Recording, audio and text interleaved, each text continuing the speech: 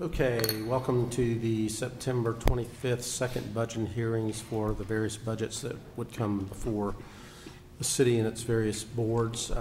Let's begin by having a moment of silence.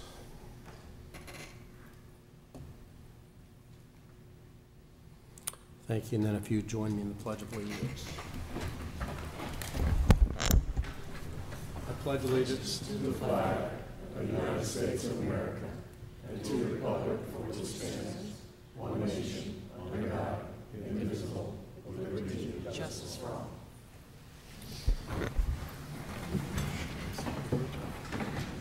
Okay, let's call the meeting to order, and I'll make note that it is, I'm not sure exactly what time, but it is 5:09 by that clock and 5:10 by my watch, so they're both definitely after 5:01 as required by state statute.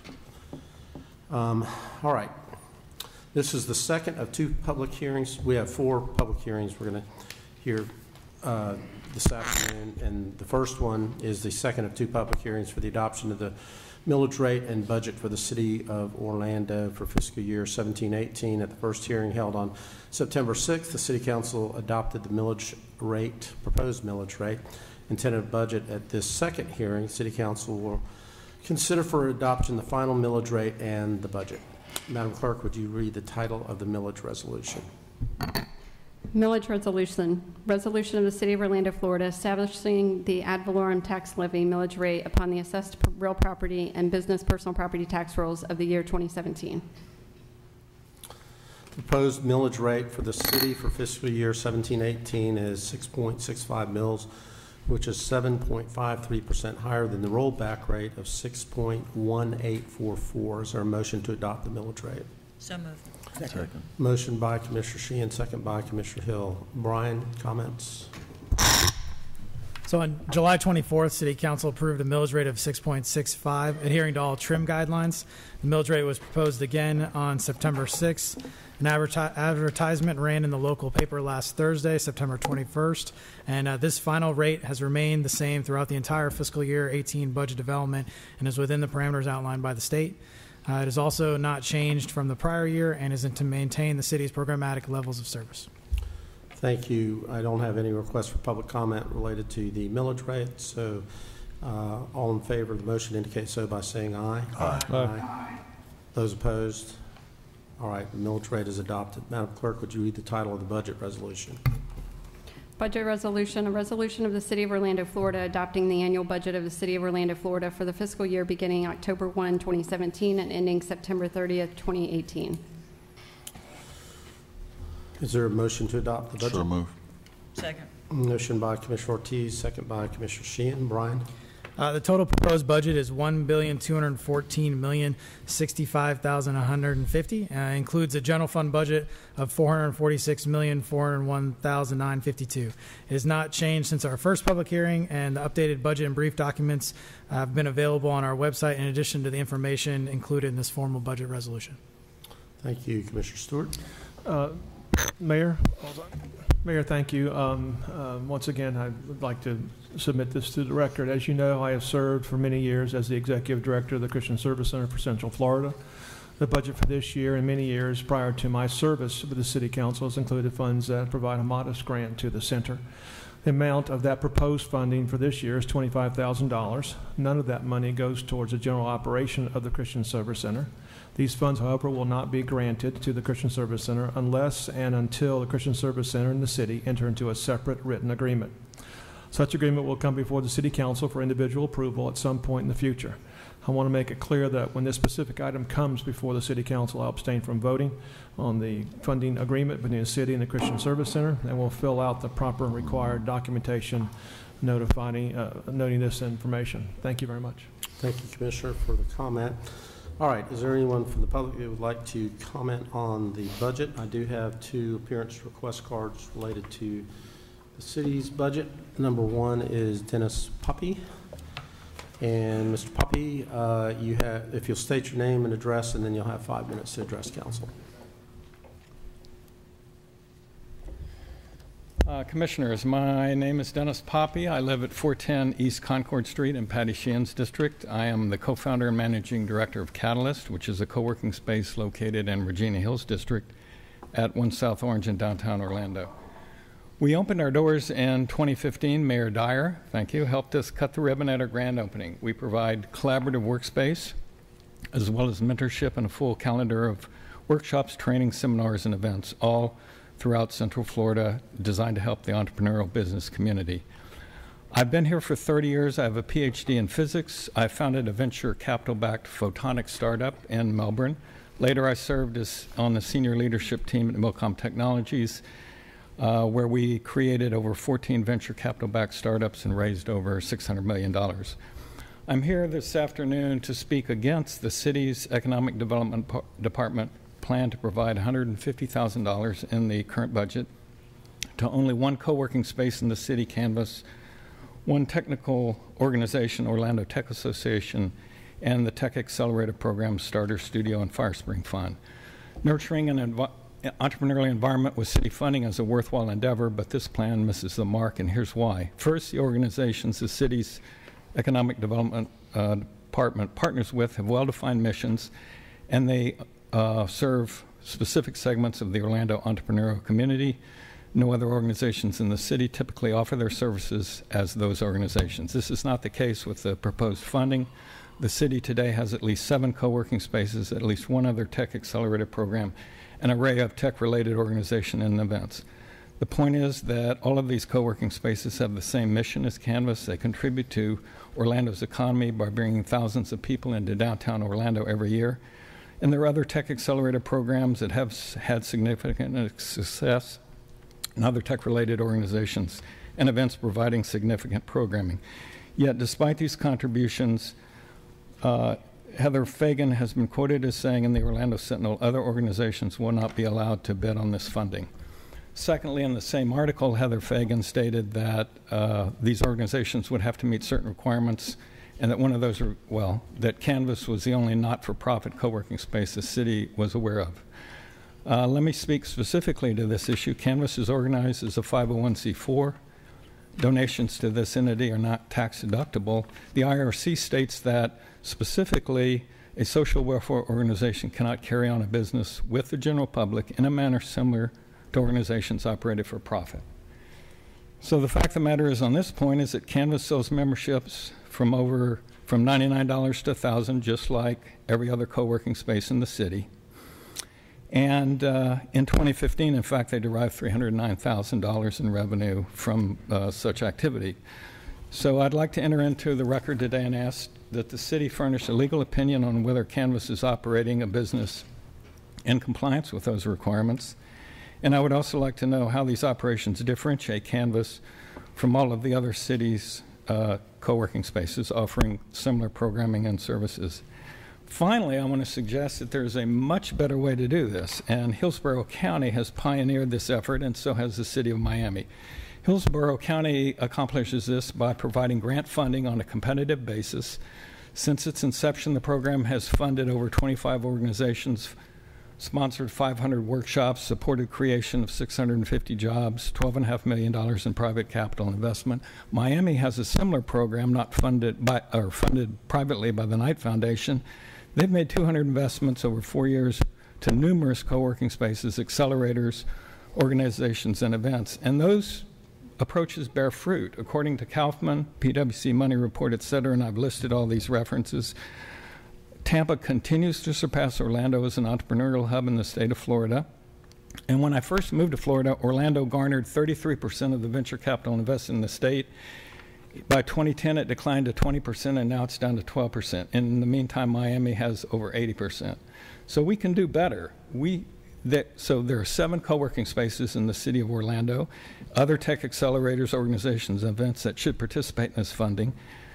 Canvas does not appear to be operating as a nonprofit, and there's a better way to do this that Hillsborough County and Miami have done.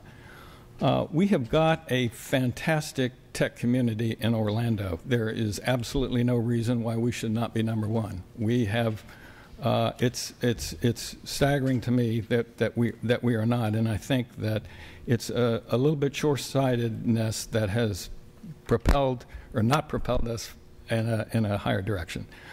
So I'm urging today that the Economic Development Department move forward with a different plan, more sophisticated, fair, bigger impact plan, provides money on a competitive basis to all co-working spaces, accelerators, and tech organizations and events in the city of Orlando.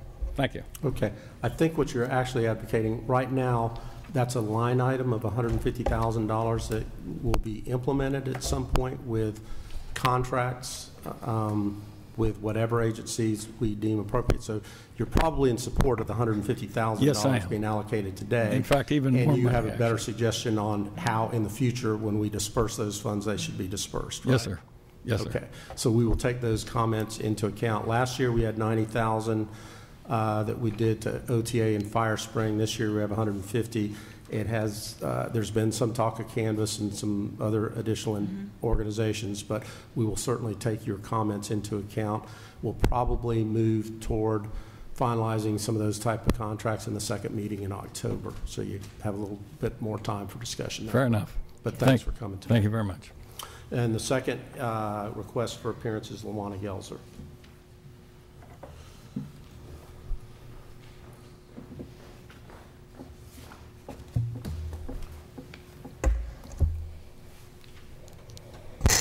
Lawana Gelser, 7674 St. Stephen's Court, Orlando, zip 32835.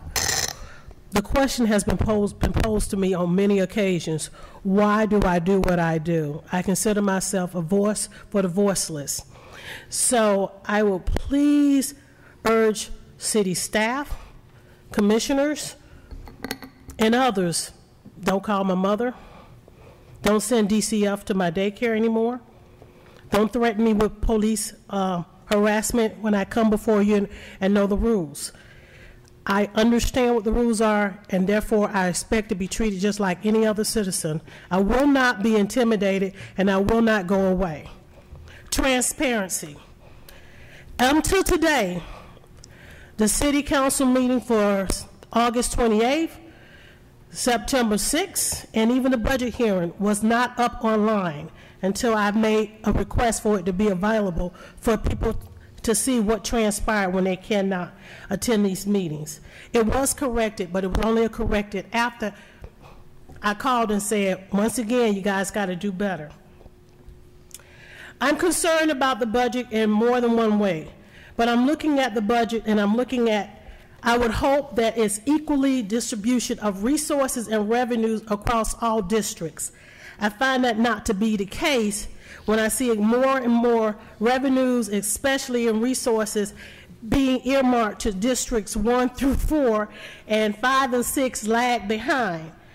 I'm also very concerned about the lack of diversity on especially the audit board and the finance board, and even the CRA and the downtown development board. When you have diversity, you have more ideas coming before you, and you can see more things happening. You say, well, what do that have to do with the budget? It has a lot to do with the budget when you don't have people who understand what is going on in the city, citywide. I've been a business owner in the CRA and the downtown development zone for almost 40 years, even when you created it. I've been there all this time. And yet the businesses on the west side of town, other than the venues for basketball and soccer and a few others, nothing comes to be. But it's supposed to be reinvesting in our community and making it better. So I'm saying this to say I've looked at the budget, I do have a few concerns, but most of all, I'm more concerned about we are overextended. And I brought up at the last meeting the credit rating. I'm very concerned about our credit rating. And so you cannot continue to tell the citizens that we have a AAA credit rating when we do not. And when I got the information and you have it, you know it's not to be true. I'm concerned that we might be so overextended, if something happened drastically, my taxes will go up. And I do not need another tax increase like I received 17.7% some time ago. And I lead this in that I just returned back from D.C. and Baltimore, and this is something I'm very, very concerned about. When I look at our investment and I look at diversity, and we're talking about a city of inclusion, what percentage of the investment funds we're utilizing for our investments, for our pensions, our bonds, what percentage of those are minority businesses and minority firms? And that question is being proposed throughout the country, but I'm going to propose it today. None right now. So we can do better. See, when we distribute and spread the wealth out and the opportunities, you'd be surprised what type of growth we will have in a city. So I'm hoping and praying that I do not see a tax increase in the near future, and I'm praying that we can get on board and do something about our credit rating so we're not overextended and we can do better investments. Because as of now, we are overextended and our credit ratings are B's and C's. And there's no way, like I said last time when I was before you, Mayor Dyer, and the council, you can't, I don't know what type of math you're using, but you can't take C's and B's and A's and add it up to be AAA rating. That's the top. So I ask you and I plead you to don't call my mom. Don't call my family. Don't threaten them. My name is LaWanna Gelzer. I'm an adult.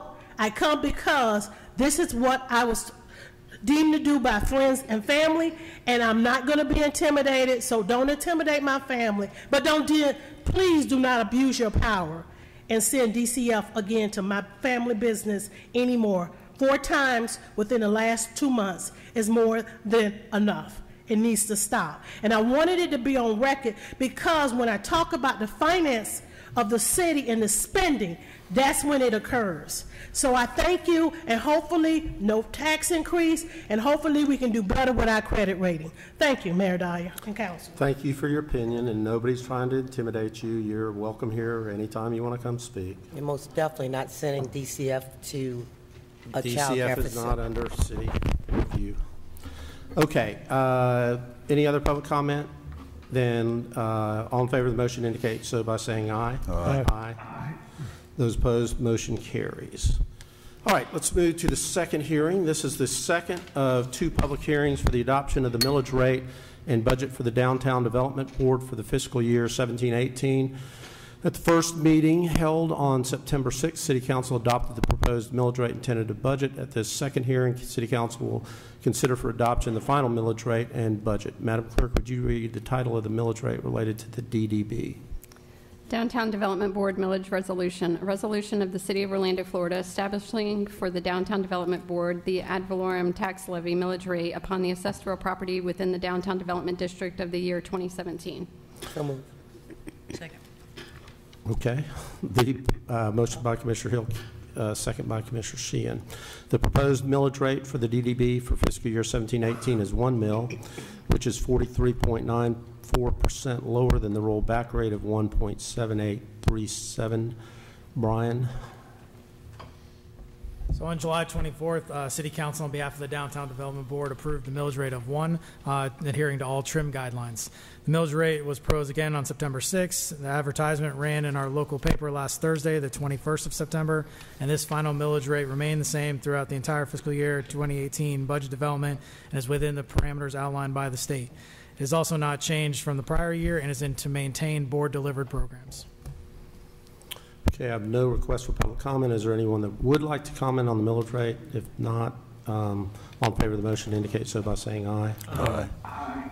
Those opposed, motion carries. Madam Clerk, the title on the budget resolution, please.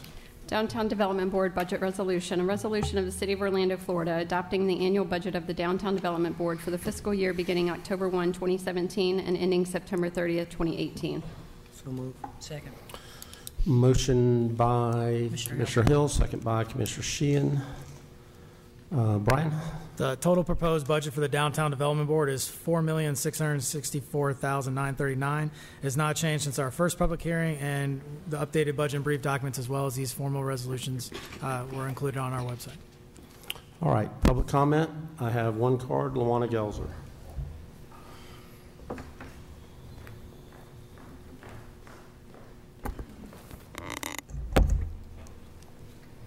Lawana Gelzer, 7674 St. Stephen's Court, Orlando, zip 32835. I was at the last CRA Downtown Development Board meeting, and I posed this question at the end. As a business owner who's been in the district for quite some time, I was very concerned about the west side of town. I was informed that I needed to make an appointment to come and sit down with the staff. I did not reply. I just said, But like my late uncle, who was a farmer for 65 years, who was a part of that major lawsuit, a lot of times when the black farmers finally got their just due because the government was withholding funding for them, I say this in response now. If you intended to serve everybody equally, you would have done it before I brought it to your attention. I've been coming to the meetings on more than one occasion, and I've watched how even $100,000 was proposed for 8 or 10 palm trees in front of the new soccer stadium. So if you intended to service the entire mapping district of the zone of the CRA or the downtown development, you would have done it so far. So my question to you is, I'm concerned about the makeup of the board again. I don't see the diversity there. I'm concerned about the corporate welfare that goes to certain entities and businesses constantly over and over again. It's like a slush fund for a lot of those businesses. And I'm concerned about if we want people to come downtown, that might be the case. But let's look at what it's all about. It's servicing the entire district of the borders of the CRA or the Downtown Development Board. And so when I have watched over the years and I've seen the lack of funding, saying come to meet with you or saying, like they say, action speaks louder than words. Your actions dictate that we will do something totally different than serving all of our citizens who qualify for those type of services in that district equally and fairly.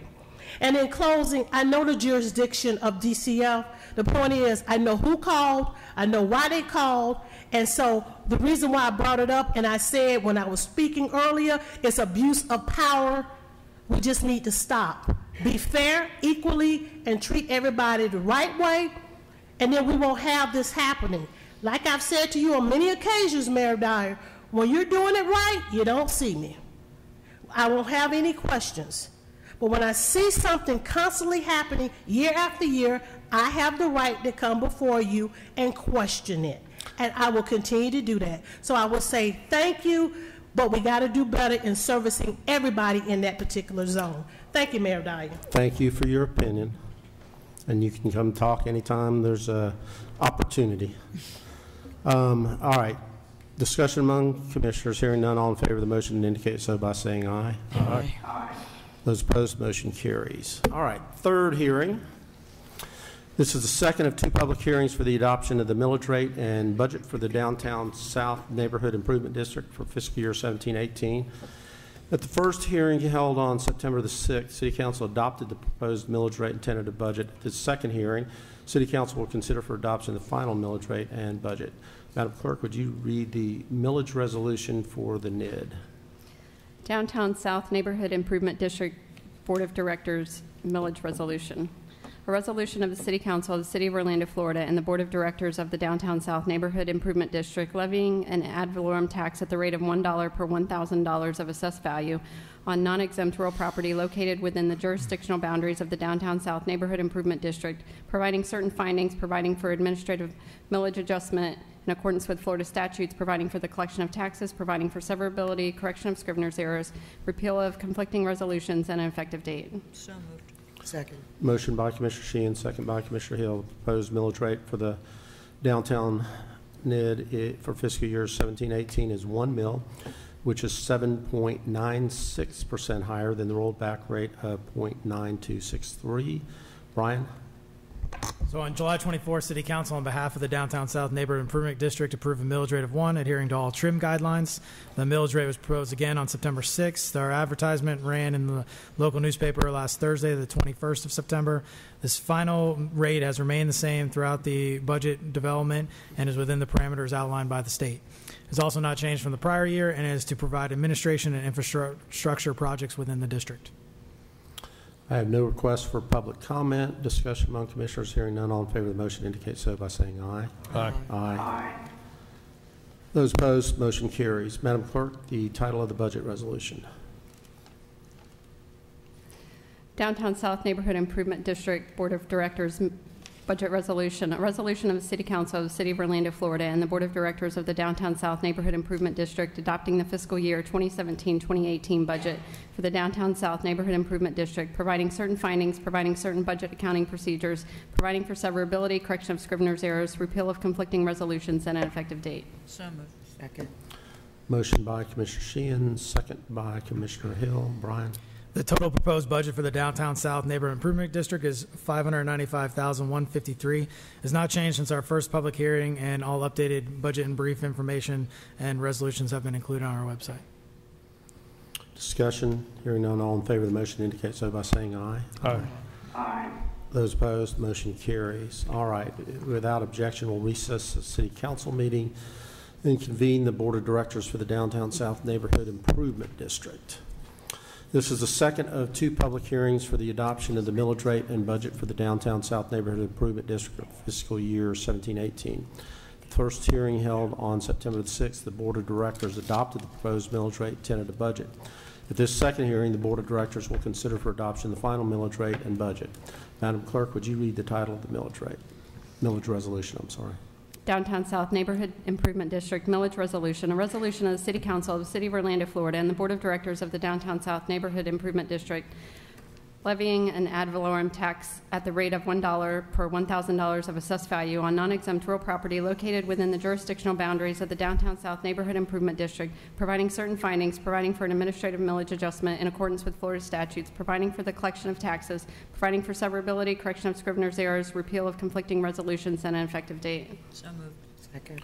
Motion by Commissioner Sheehan, second by Commissioner Hill.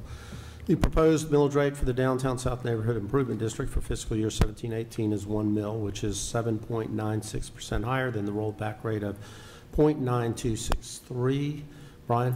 So on July 24th, the Board of Directors approved a millage rate of 1, adhering to all trim guidelines. The millage rate was proposed again on September 6th. Our advertisement ran last Thursday, September 21st. The final rate has remained unchanged throughout this entire budget process. It was in the parameters outlined by the state. It has also not changed from the prior year and is to provide administration and infrastructure projects within the district. I have no request for public comment. Discussion among commissioners. Hearing none, all in favor of the motion, or actually discussion between the Board of Directors. Hearing none, all in favor of the motion indicate so by saying aye. Aye. Aye.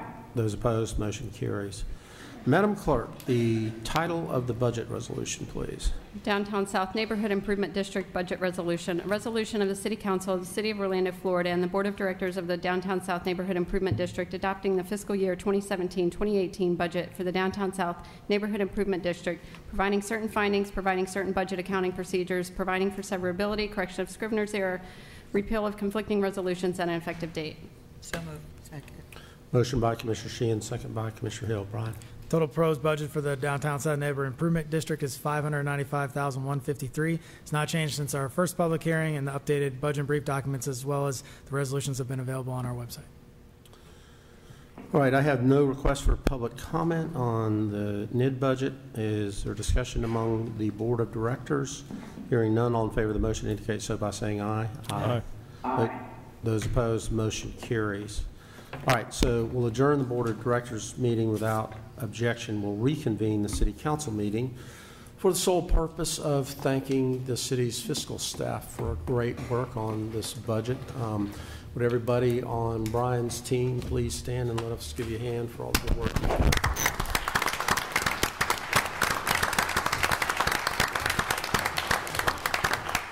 So you guys can take the rest of the week off and then get started on next year's budget. Or I guess we actually need to implement this year's budget with So they get the week. Yeah, so take the end of the week. That'll be good. You guys did a fantastic job. It's certainly a little easier when we're receiving a little bit more revenue than having less revenue than the year before. So I know that makes your job a little bit easier, but it's not an easy job at all with some of the restrictions that the legislature has imposed on city revenues, local government revenues, really, over the last few years. So you help us stretch our dollars and and utilize them in the most effective and efficient ways. And I also appreciate all the fiscal officers within the individual departments that provide you the information to put the budget together. So thank you. Thank you. Okay, anything else for the good of the order? Or would you guys like to go home? I'll be here till 10 or 11 tonight. I know, you are every night, Commissioner. All right, then we'll stand adjourned.